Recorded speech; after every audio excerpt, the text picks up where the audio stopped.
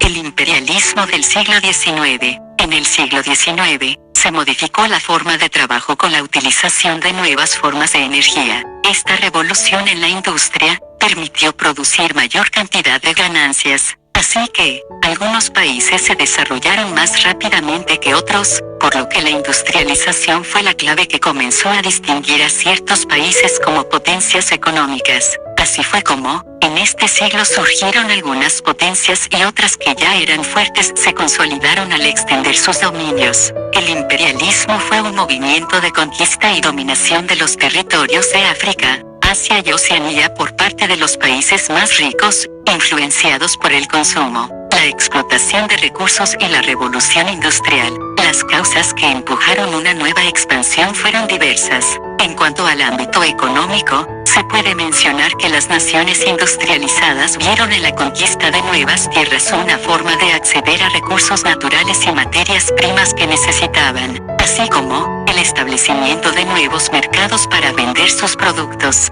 Desde un plano político, la colonización era considerada de alto valor estratégico, ya sea para el control de áreas e importantes riquezas, o vías de comunicación. En el aspecto demográfico influyó que el aumento de población europea provocara intensos movimientos migratorios hacia otros continentes, en una búsqueda de fuentes de trabajo. En cuanto a las causas ideológicas, las potencias defendían su dominio, planteando que tenían una misión evangelizadora y civilizadora sobre las culturas inferiores, teniendo el deber moral de ayudarles a mejorar.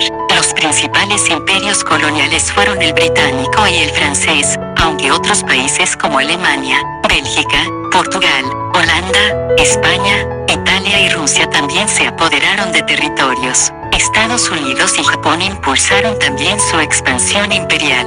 El Imperio Británico formó el mayor imperio colonial de la época. Sus colonias estaban repartidas por todos los continentes, localizadas en puntos estratégicos. La India fue su colonia principal y tuvo el control de Suez, Egipto y África entre otros. El Imperio francés constituyó el segundo imperio en importancia. En África, su expansión comenzó con la conquista de Argelia y Túnez y con el establecimiento de un protectorado en Marruecos. En Asia, las grandes adquisiciones se produjeron en Indochina. Alemania e Italia consiguieron algunas colonias en África, como Togo, Camerún y África del Sur. También en África, el rey Leopoldo de Bélgica logró una colonia, el Congo. España consiguió Guinea Ecuatorial, Sáhara Occidental y el norte de Marruecos. Holanda tenía un gran dominio en Indonesia. Rusia conquistó territorios en los límites de sus fronteras, incorporó Siberia, se extendió hasta el Himalaya y la India y llegó a territorio chino.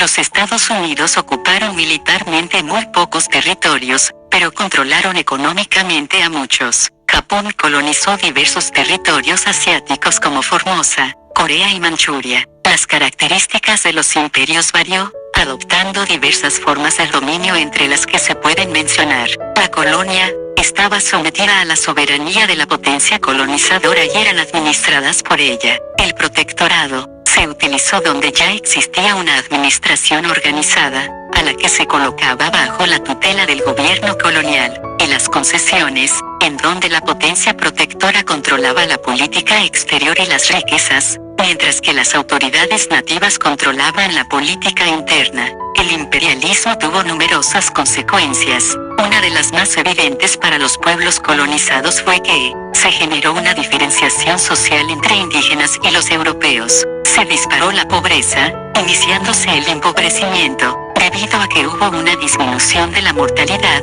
ocasionada por la introducción de la medicina moderna. Los pueblos colonizados tuvieron que dejar atrás su cultura, su lengua y sus tradicionales para acatar las normas y creencias de los pueblos imperialistas. Las consecuencias para las metrópolis fueron sufrir fuertes rivalidades entre ellas. El dominio colonial es uno de los principales desencadenantes de la Primera Guerra Mundial. En conclusión, se puede decir que el poder económico, tecnológico e industrial de la Europa del siglo XIX, así como la confianza de los europeos en su superioridad cultural, fueron la base de la gran expansión de las potencias europeas sobre el resto del mundo. Es importante mencionar que el fenómeno del imperialismo siempre se ha visto en la historia de la humanidad.